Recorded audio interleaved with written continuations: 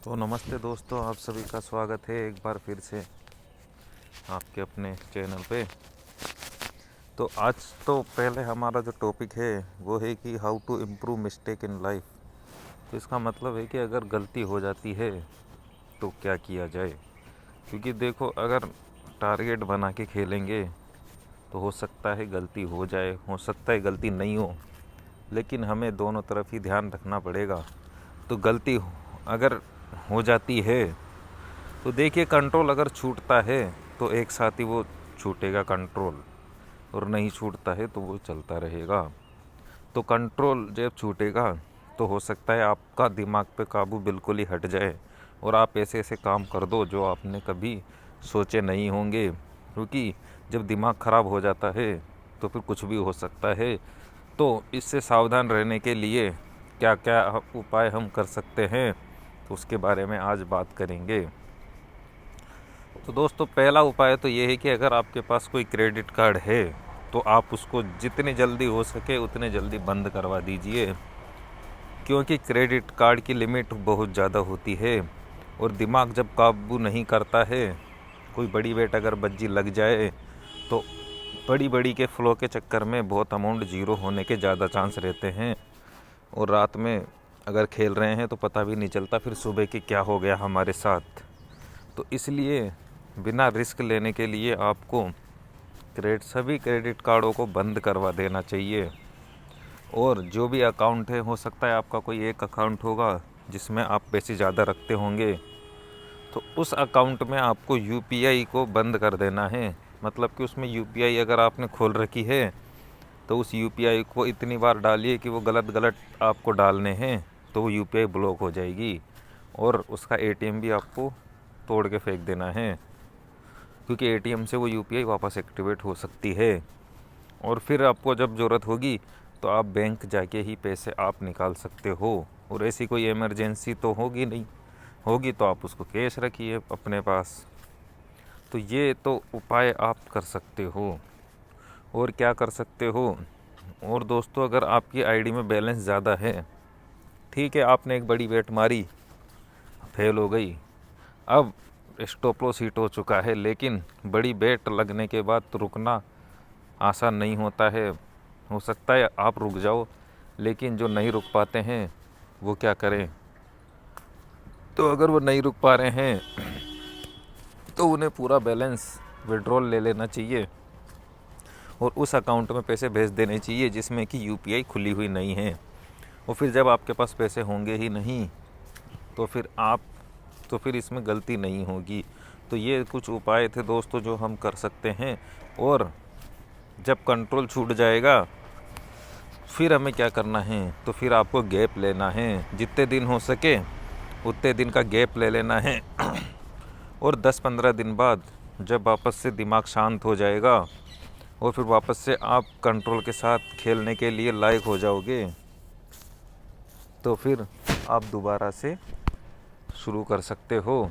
और जब तक आपको रेस्ट ले लेना है और अपने पैसों को बचा के रखना है दोस्तों। क्योंकि दिमाग ख़राब होने के बाद पैसा इतनी जल्दी स्पीड से जाता है तो जिसकी कोई हद नहीं है, और हमारे सारी जो मेहनत है वो पानी में मिल जाती है। तो इससे हमें बचने के लिए ये उपाय हमें रखने ही पड़ेंगे, नहीं तो हमें बहुत दिक्कत हो जाएगी। तो मैंने भी ऐसा ही कर रखा है दोस्तों। मेरा जो क्रेडिट कार्ड है सारे बंद करवा रखे हैं, एक भी क्रेडिट कार्ड चालू नहीं है। और जो अकाउंट है मेरा जिसमें बैलेंस रहता है वो भी यूपीआई से मैंने ब्लॉक कर रखा है और उसका एटीएम भी मेरे पास नहीं है। तो इस तरीके से भी आदमी बच सकता है। तो दोस्तों, आ जाते हैं आज की कहानियों पर। 2 कहानियाँ लेनी हैं आज हमें। पहली कहानी, सारस और लोमड़ी। एक दिन लोमड़ी ने अपने दोस्त सारस को खाने पर बुलाया। सारस जब लोमड़ी के घर पहुंचा तो लोमड़ी ने मजाक करते हुए थाली में सूप परोसा। सारस ने अपनी लंबी चोंच से सूप पीने की बहुत कोशिश की, पर वह सिर्फ अपनी चोंच ही भिगो पाया। दूसरी तरफ लोमड़ी जीभ से चाटकर सारा सूप पी गई। बेचारा सारस भूखा वापस अपने घर आ गया। कुछ दिनों बाद सारस ने लोमड़ी को अपने घर खाने पर बुलाया। सारस ने एक छोटे मुंह वाली सुराही में खाना परोसा। इस बार लोमड़ी ने बहुत कोशिश की, फिर भी कुछ खा नहीं पाई। सारस बोला, क्या हुआ दोस्त, मैंने तुम्हारी पसंद का मांस बनाया है। सारस अपनी लंबी चोंच की सहायता से सारा खाना चट कर गया। लोमड़ी को अपनी गलती का एहसास हुआ और वह शर्मिंदा होकर अपने घर वापस आ गई। नैतिक शिक्षा मिलती है दोस्तों, जैसा करोगे वैसा भरोगे। तो दोस्तों, इस कहानी से हमें यही शिक्षा मिलती है कि हमें दूसरे के साथ वही व्यवहार करना चाहिए जो आप चाहते हो कि दूसरा आपके साथ व्यवहार करे। अगर आप दूसरे के साथ गलत व्यवहार करोगे तो आपको भी तैयार रहना चाहिए कि वहाँ से भी हमारे साथ गलत व्यवहार ही होगा। लेकिन मन उल्टा सोचता है, मन यही सोचता है कि मैं तो दूसरे का बुरा करूं और दूसरे मेरे साथ अच्छा करे। लेकिन ये नियम नहीं है। आप बुरा करोगे तो आपके साथ बुरा ही होगा। आप दूसरों का मजाक उड़ाओगे तो वो भी यही कोशिश करेंगे कि वो आपका मजाक उड़ाए। हो सकता है आप में ताकत होगी, तो जब आप कमज़ोर होंगे वो तब उड़ाएंगे मजाक।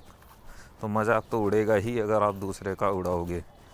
तो इसलिए हमें दूसरों के साथ वही व्यवहार करना चाहिए जो हम अपने साथ चाहते हैं।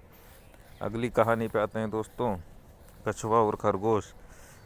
एक जंगल में एक खरगोश रहता था। वह हर वक्त कछुए का मजाक उड़ाते हुए बोलता था, तुम कितने धीरे चलते हो। तंग आकर एक दिन कछुए ने खरगोश को दौड़ के मुकाबले की चुनौती दी। खरगोश ने पहले तो उसकी खिल्ली उड़ाई, फिर मान गया।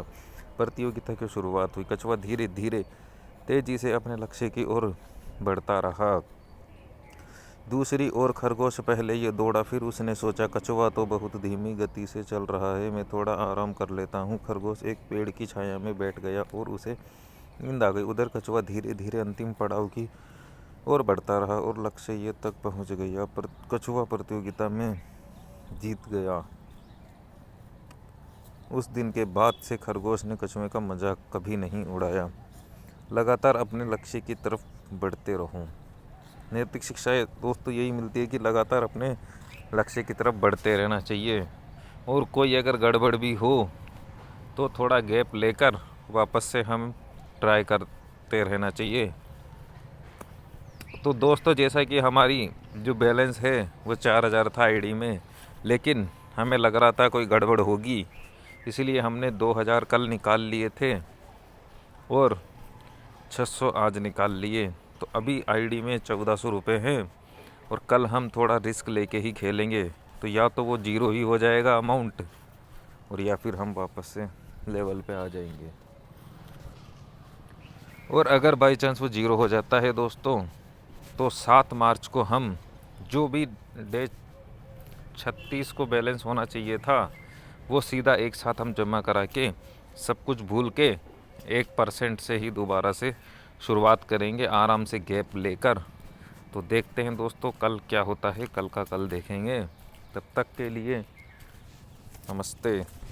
आज के लिए इतना ही दोस्तों, मिलते हैं अगले वीडियो में और यात्रा चलती रहेगी।